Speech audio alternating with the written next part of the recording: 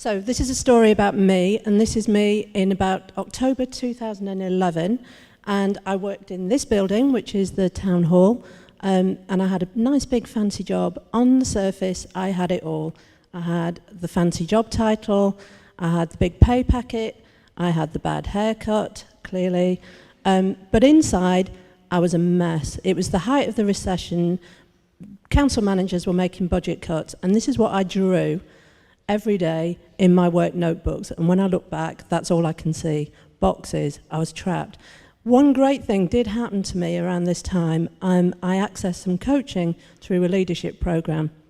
And this is what I said about it. Position when I started. I think I was lacking in confidence. I was really thinking very broadly about where I wanted to be. And the coaching was such a sensitive way of working with me, I think, to really help me whittle out all the noise in my head.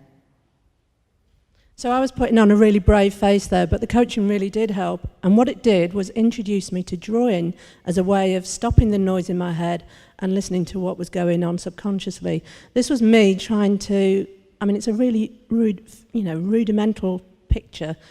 Who was I? What was I? If I wasn't head of blah-de-blah, what on earth was I? What was I going to do next? This is another picture I did at the same time.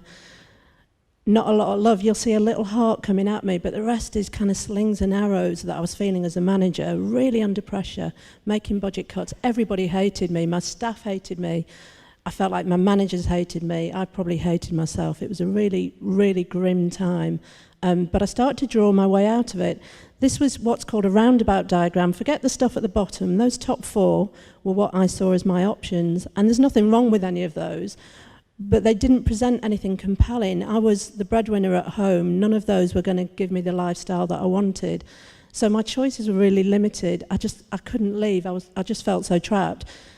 I decided to start studying a master's, and my understanding of using those coaching techniques around drawing really started to get a bit more sophisticated. So you'll see there, that's the roundabout on the left. The next one is me studying and really starting to kind of unpick what I was and what I was about. I knew where I wanted to be. I didn't know how to get there. This is another picture about me at work. And when I look back, I really feel for that woman who wrote that. There's the lips with a great big slash through it. There's the eyes looking at me. The speech bubbles and the think bubbles is me thinking one thing and saying another. I was just, if you've ever been in a job that you hate every day, you'll know what it feels like. This is a decision matrix that I did around the same time. You'll see there's a little website at the top, and that was me thinking about where I could get other jobs. And this matrix, I still use it with clients now. Now I'm actually a coach. And it's what happens if you do something or don't do it, and what doesn't happen if you don't do it. It didn't get me any further. One day, I was on my master's course in October 2012, and I drew this picture. And this was about an ethical dilemma, but there's David Cameron up at the top with his big red axe. There's my dilemma. So was I going to cut people, resources, training? What was I going to cut? And the guy who was coaching me said, what are those little stick men in the corner? And I didn't even know I'd drawn them. And I went, oh, fuck. That's me diminishing as a person every time I have to make those budget cuts. It makes my blood run cold just to think of it now. So I went home to Adrian Edmondson, and I cried, and I said, I can't do it, it's killing me. This is Christmas, so that was October, this is Christmas 2012, because what happened was I went home from that course, and on the Monday I handed my notice in at work. That's all it took, those four stick men. And this was the 20th of December, just before Christmas, and that was the picture I took as I left the town hall. So suddenly, everything started to open up, and I started to think about who I was and what I could offer to the world, how I was going to make a living. This is called an overstrengths diagram, and I never quite finished it, but the middle is what I thought I'd got, and the bit round it is what I thought other people thought I might have.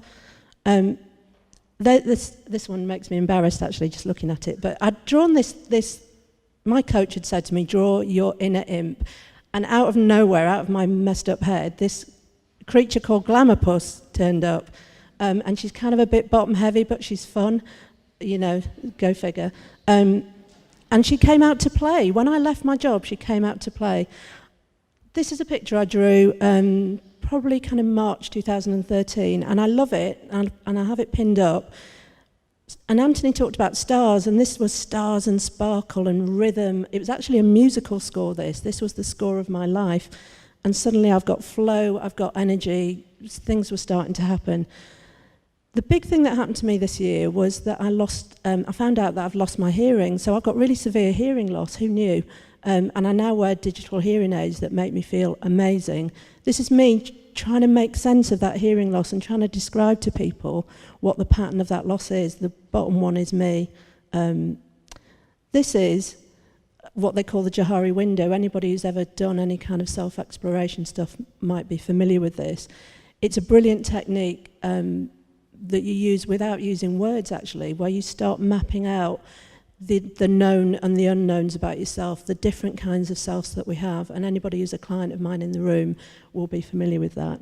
This is another roundabout picture, so remember that one I did earlier on with those 4 really kind of limited options. This is one I did this year where you can see energy, connection, collaboration, opportunities, and it just is such a stark contrast, I think, to how I was feeling right at the beginning of the journey. Drawing is really good for goal setting. I drew this picture ages ago because I wanted to describe to myself how I wanted to feel. And it's not a difficult thing, that, but it seemed out of my reach 2 years ago. But there's me with family, friends, food, music, love. And I'm pretty much getting there, I think.